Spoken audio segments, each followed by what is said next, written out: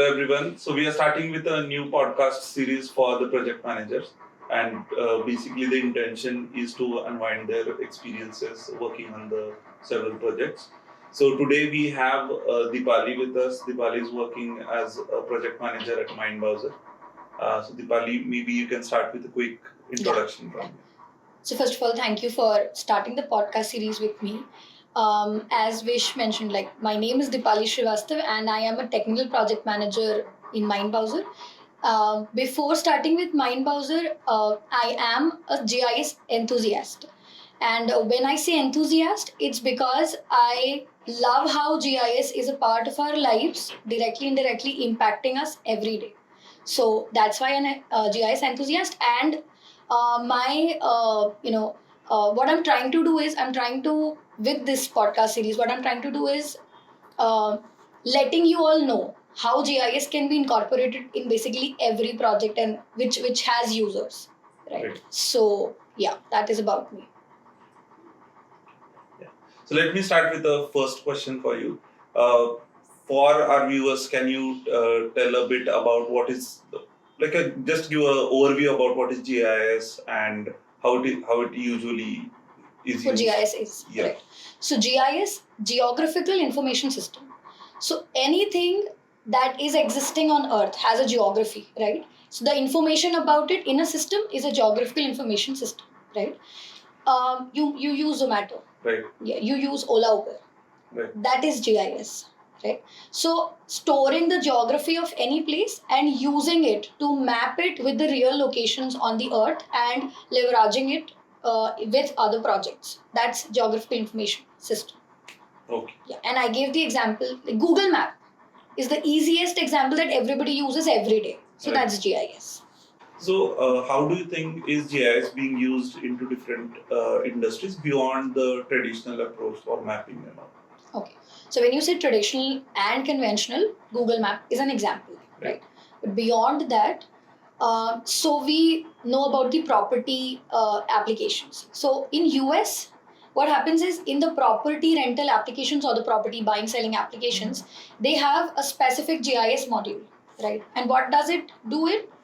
It has the data of almost all kind of identities, like hospitals nearby. Like for example, if you select New York and an area in New York, so it would give you in a map like there are n number of hospitals around you. If you have a kid, you might be needing a school, right? So n number of schools.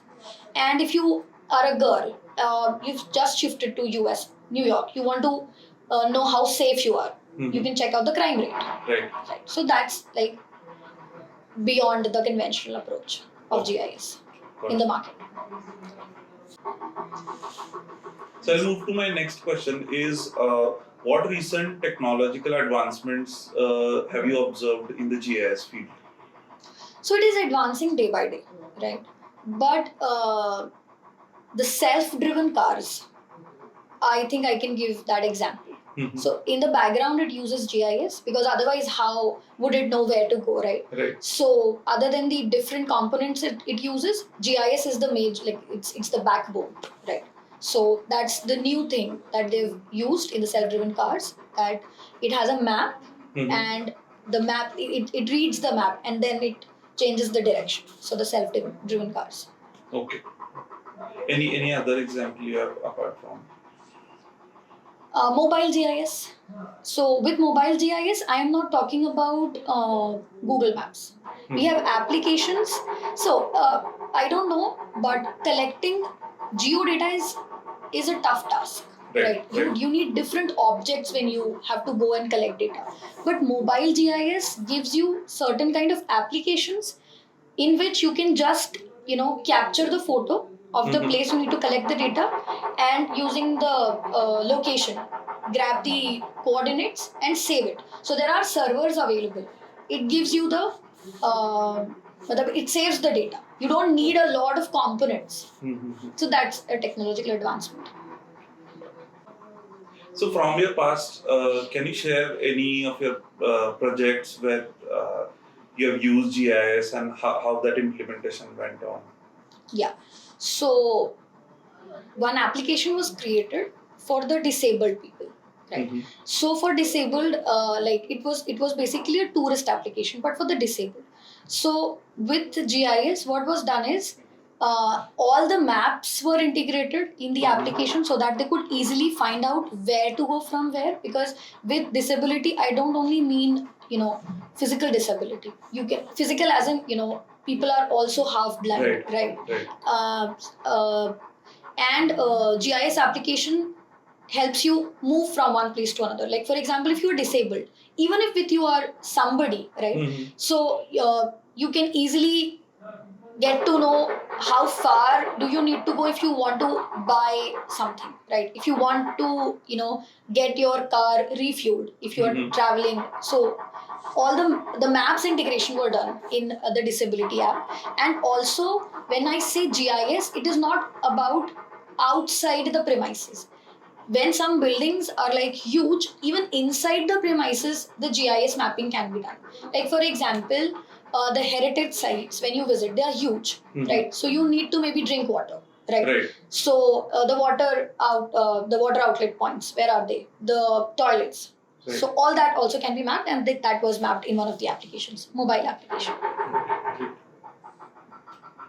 So, what do you see as the future of GIS in the next 5 to 10 years?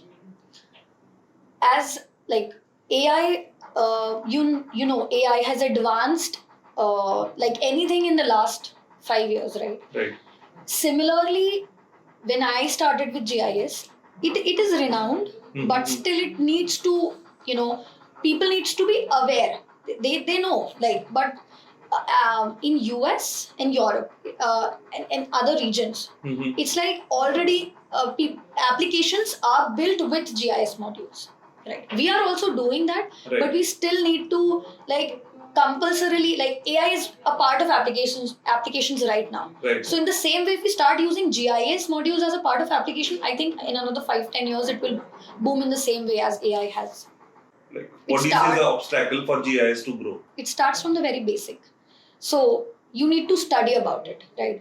So in colleges like IIT, etc., Mhm. there are courses, but you can't see a course in GIS or remote sensing in a regular Right.